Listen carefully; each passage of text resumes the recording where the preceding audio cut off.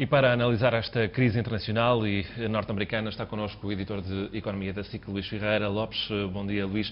Percebemos que depois do chumbo de ontem houve uma reação por parte das bolsas, natural, em Wall Street, também as bolsas asiáticas e europeias. Como é que a Europa está a reagir? Ontem estava a nacionalizar alguns bancos também e hoje já há alguns rumores. Está a haver, de facto, uma situação de acalmia, porque naturalmente que as bolsas abriram no vermelho, como era de prever, mas o que é certo é que, como a Patrícia referiu há pouco, estarem, no fundo, as bolsas europeias mistas, está tudo um bocado quase como num jogo do póquer, de esperar para ver. Ver o que é que vem dos Estados Unidos. Há, de facto, portanto, uma expectativa de que talvez na quinta-feira, portanto, haja de facto um acordo. Dizia que a queda ontem em Wall Street não foi tão grande como esperada, porque os mercados já estavam à espera que o plano de emergência fosse chumbado. Pois, o que é certo é que foram umas quedas muito Sim, fortes, assim, terríveis, não é? Mas justifica-se de alguma forma este clima expectante que as bolsas não estejam tão mal como seria de prever? Porquê? Porque quem está bem aproveita, é o caso da Bolsa de Lisboa, para ir às compras, aos saldos.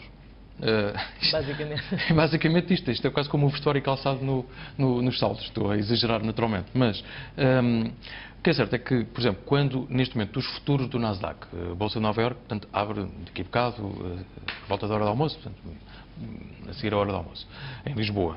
Jorge W. Bush fala um bocadinho antes. Exatamente. E, portanto, há uma expectativa de, bom, as coisas estão a ser encaminhadas.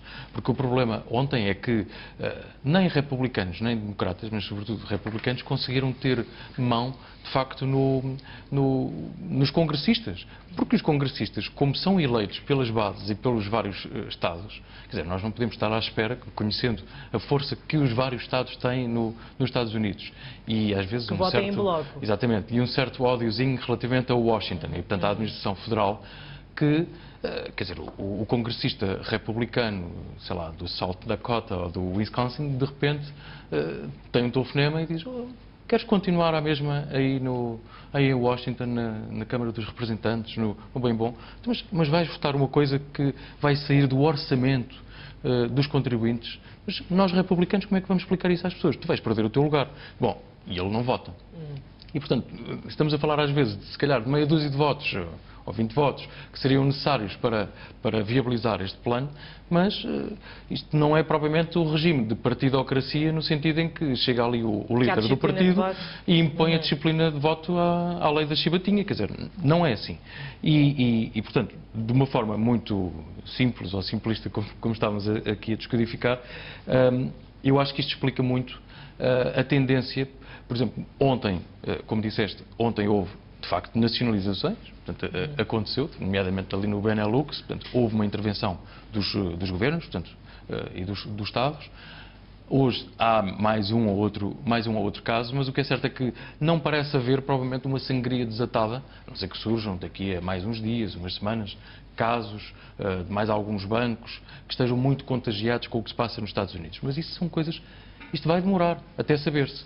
Há ou não esqueletos no armário? É possível que ainda haja. Portanto, hoje é um dia de acalmia.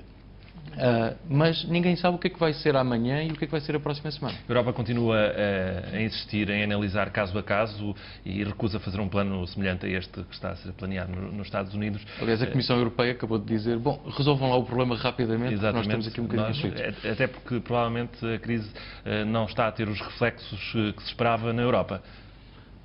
A crise reflete-se, mas isso já vem, a crise do subprime. E, portanto, esta crise toda, já o que vem a fazer é ter um efeito brutal na economia real, não apenas no sistema financeiro, e, portanto, que está a ter este turbilhão nestas semanas.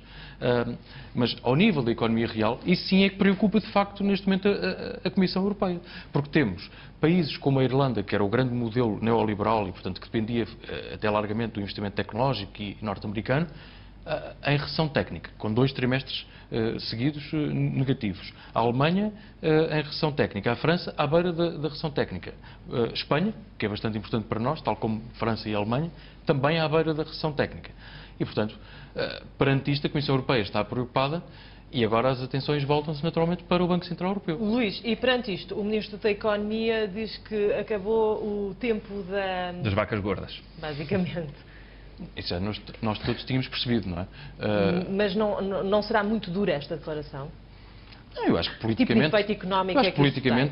Politicamente é uma declaração corajosa de um membro do Governo, ainda por cima, uma pessoa que vem dos mercados financeiros. Portanto, o Manuel Pinho vem do Banco Espírito Santo, da banca de investimento, e, portanto, sabe do que é que está a falar relativamente à crise dos mercados. E quando olha para as questões do petróleo, das energias renováveis e, portanto, tudo aquilo que ele tem tentado implementar também em Portugal e portanto, na renovação do tecido industrial português, ele nesse aspecto tem razão. Agora, é óbvio que ao nível de análise internacional, tudo aquilo que nós estamos a verificar, nós estamos a sentir, aliás, ontem aquelas quedas brutais, e ainda há cerca de 15 dias, quando foi a falência do Lehman Brothers, nós estamos a comparar com a crise de 1929. Nós estamos a comparar com os terremotos financeiros de 2001 com os ataques terroristas às Torres Gêmeas. Portanto, nós estamos a sentir, e não é necessário ser ministro, ele, embora tenha coragem política para dizê-lo, eu acho que isso deve ser sublinhado, mas todos nós, no nosso bolso, estamos a sentir que, de facto, nós estamos a começar uma nova era. Mas a não era achas do que, sendo dinheiro, o ministro a dizê-lo, fácil. que é demolidor para quem o ouve? O povo, as pessoas, não é? Parece que ficam envoltas nesta onda de crise e de negativismo. Não, eu acho que isto é uma inversão do discurso. Portanto, até há relativamente pouco tempo, aliás, Achas que até o próprio dizia que, enfim, não há grandes problemas. O Ministro das Finanças ontem fez saber, através de uma notinha muito curta, mas estava reunido com a supervisão, portanto, com o Banco de Portugal, com a CMVM e com o Instituto de Seguros de Portugal, e fez uma notinha de uma ou duas linhas a dizer, bom, acredito na solidez do sistema financeiro português. Portanto, neste momento até é mais importante, se calhar, essa frase do Ministro das Finanças, que está em reunião com os organismos de supervisão. E isso sim, neste momento, é de facto determinante. No caso do Manuel Pinho, eu acho que é importante, de facto, do ponto de vista da coragem política e da inversão do discurso. Mas nós não precisamos de preparar ainda mais as pessoas para o cenário de crise, porque isso, nós temos analisado isso, nós damos as notícias, as pessoas sentem isso no seu bolso e na prestação do empréstimo da casa, portanto, não é grande novidade. Luís, só para terminar, o Banco Central Europeu tem injetado também algum dinheiro recentemente para dar alguma liquidez a alguns bancos em situação mais delicada, mas também se especula neste momento que eventualmente possa mexer nas taxas de juro para aliviar os consumidores. Vamos ver, e essa poderia ser, no meio deste inferno todo, a boa notícia. Porquê? Porque o Banco Central Europeu, que, como nós sabemos, a sua grande missão é travar a inflação, e tem aqueles princípios das regras do euro, portanto, ainda vindos dos critérios de Maastricht, de atenção que a inflação não pode passar os 2%, bom, ela ainda há 2 meses estava em 4%, era só o dobro. Mas o que é certo é que já são 2 meses seguidos, e essa é a boa notícia de hoje do Eurostat, em que a inflação na zona euro vem para 3,6%.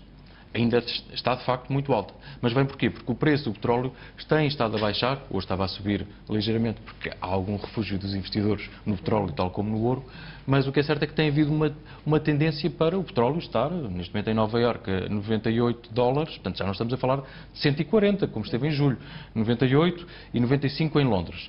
Portanto, por causa da descida do preço das matérias-primas, portanto, e da energia, o que é certo é que o Banco Central Europeu poderá ter aqui alguma folga. E aquilo que neste momento, de facto, já se especula, ainda há pouco saiu uma previsão da UBS, portanto, a União de Bancos Suíços, a dizer, bom, a nossa previsão é que no início de 2009 o Banco Central Europeu deverá cortar os juros em 75 pontos base, portanto 0,75, o que significa que, como está neste momento em 4,25, que é o valor mais alto dos últimos 7 anos, passaria para 3,5.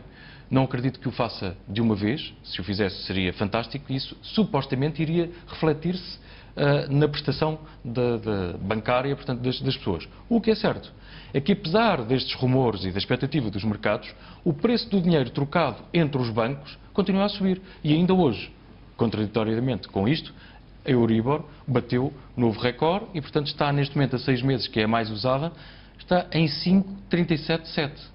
Bom, portanto, o que significa que o mercado continua na mesma muito instável e o Euribor continua a bater recordes. E como no póquer, vamos esperar para ver.